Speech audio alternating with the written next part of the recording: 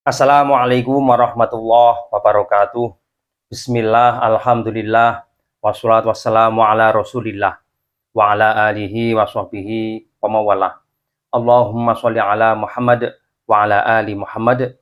Saudaraku sekalian, dimanapun kita berada, semoga selalu dalam keadaan sehat walafiat, dimurahkan rezekinya, dimudahkan segala urusannya, dijauhkan dari penyakit, musibah, dan seluruh mara bahaya. Pada kesempatan kali ini kita akan membahas dan sekaligus mereaction, yaitu paparan dari salah seorang Ba'alawi atau oknum Ba'alawi pada saat ceramah mengatakan bahwa yang intinya menggugat kenapa ulama-ulama di Indonesia pada akhir-akhir ini berani membatalkan nasab Ba'alawi.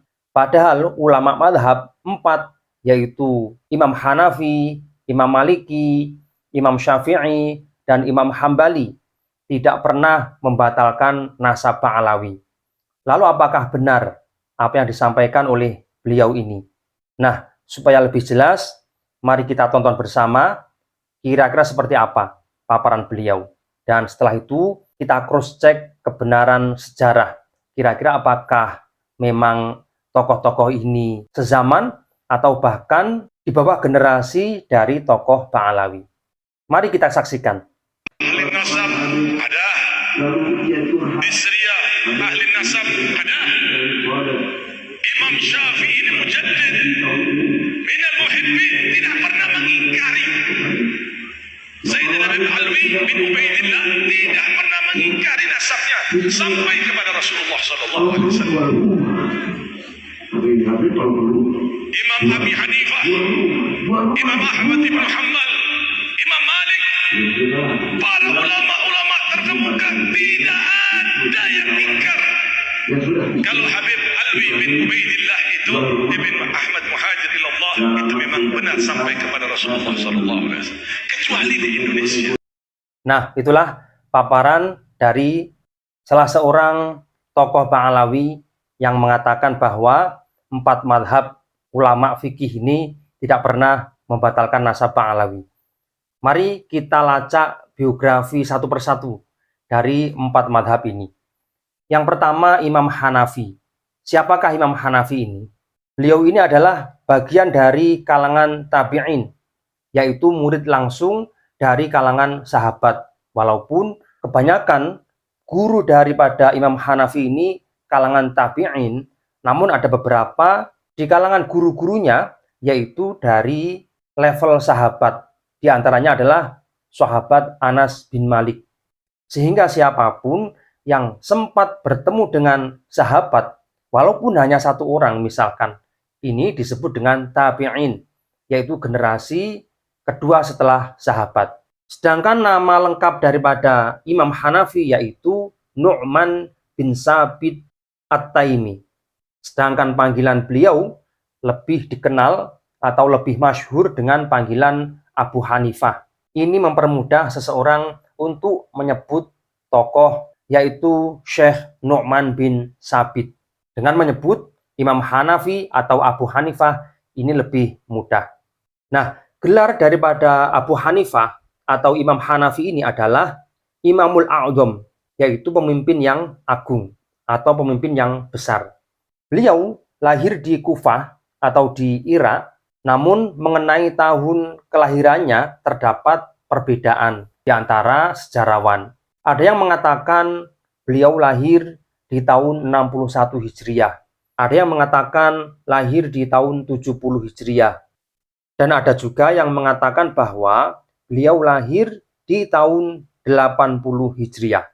Mengapa untuk kelahirannya beliau ini terdapat khilaf?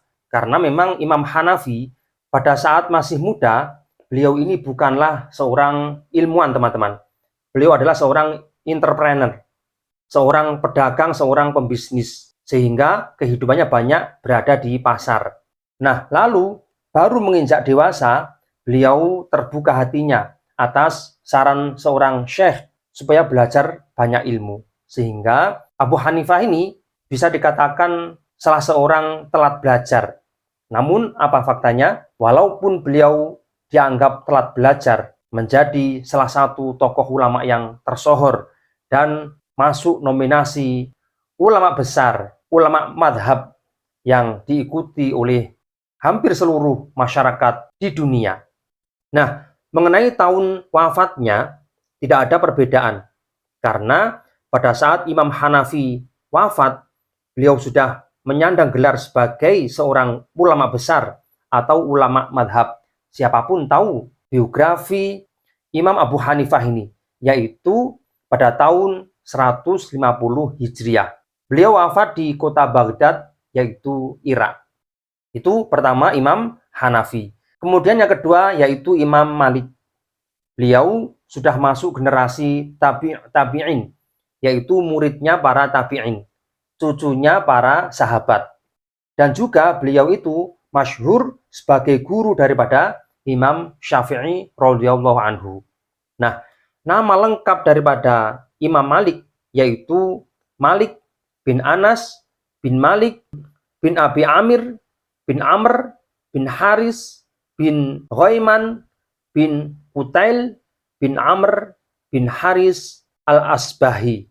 Sedangkan nama panggilan daripada Imam Malik ini adalah Abu Abdillah. Nah, beliau juga punya gelar teman-teman, seperti Abu Hanifah. Gelar daripada Imam Malik yaitu Imam Darul Hijrah. Adapun tempat kelahiran daripada Imam Malik ini, yaitu beliau dilahirkan di Madinah pada tahun 93 Hijriah. Ya, sekitar selisih belasan tahun dengan Imam Hanafi.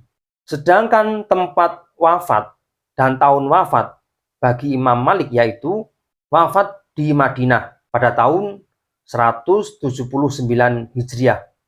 Nah, beliau memiliki 3 istri. Berbeda dengan Imam Hanifah, banyak dari kalangan sejarawan yang belum dapat melacak data ada berapa istri daripada Imam Hanifah. Kenapa teman-teman?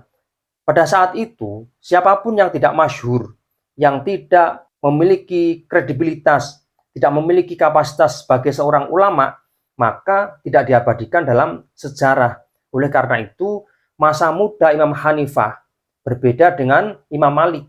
Imam Malik sejak kecil sudah diketahui rajin belajar, sedangkan Abu Hanifah masih berada di pasar membantu ayahnya.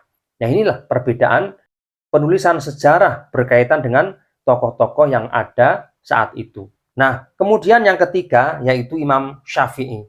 Nama lengkapnya adalah Muhammad bin Idris bin Abbas bin Utsman bin Syafi'i. Tempat dan tanggal lahir bagi Imam Syafi'i yaitu di Gaza. Beliau lahir di Gaza, Palestina, yang saat ini sedang berperang. Tepatnya pada tahun 150 Hijriah.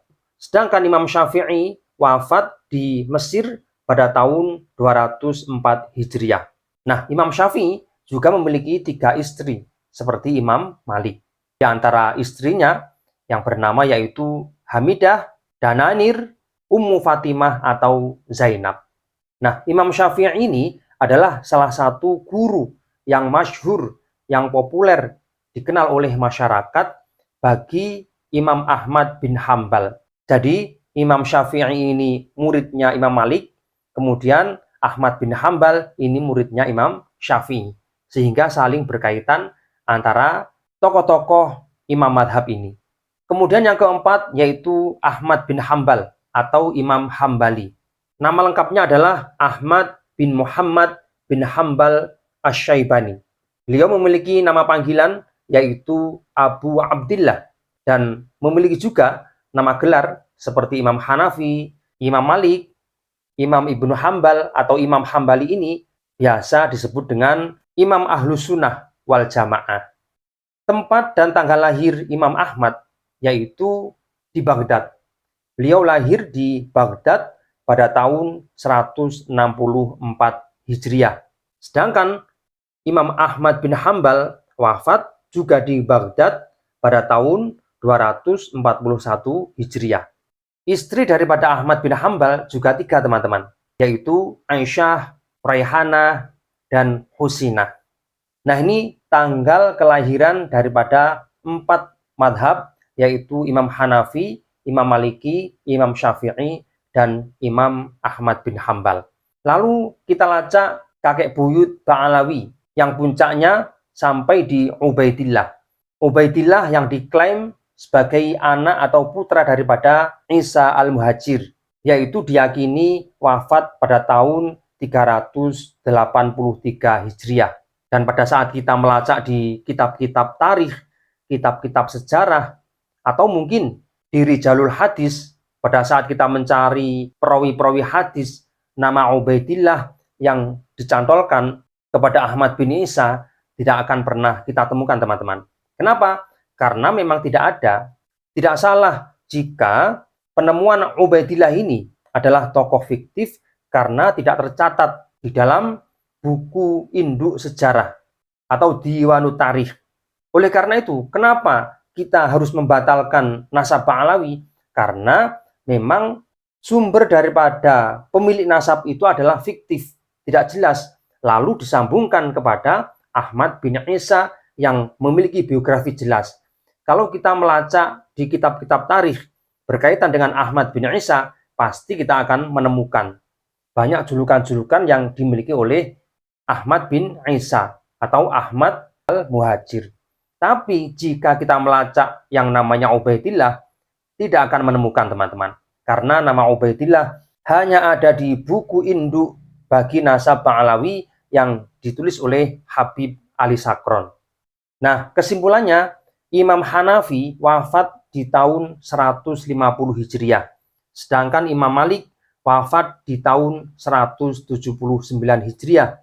Adapun Imam Syafi'i wafat di tahun 204 Hijriah dan Imam Hambali wafat di tahun 241 Hijriah, dan ini fakta tertulis dalam kitab-kitab sejarah, siapapun pasti tahu. Sedangkan Habib Ubaidillah yang dianggap nenek moyang bagi Ba'alawi ini diklaim atau diyakini wafat pada tahun 383 Hijriah, sehingga tidak nyambung dari tahun wafatnya. Nah, inilah pentingnya kenapa kita harus mempelajari sejarah, mempelajari tarikh secara benar, supaya tidak salah orang. Karena pada saat kita mempelajari sejarah, kita harus dituntut untuk menghafal atau mengetahui tahun dan nama orang yang benar. Karena banyak kesamaan-kesamaan nama bagi seseorang. Ketika kita salah mengklaim, salah menduga, maka nanti sejarahnya juga akan berubah. Jadi seperti itu. Wallahu a'lam bishawab. Assalamualaikum warahmatullahi wabarakatuh.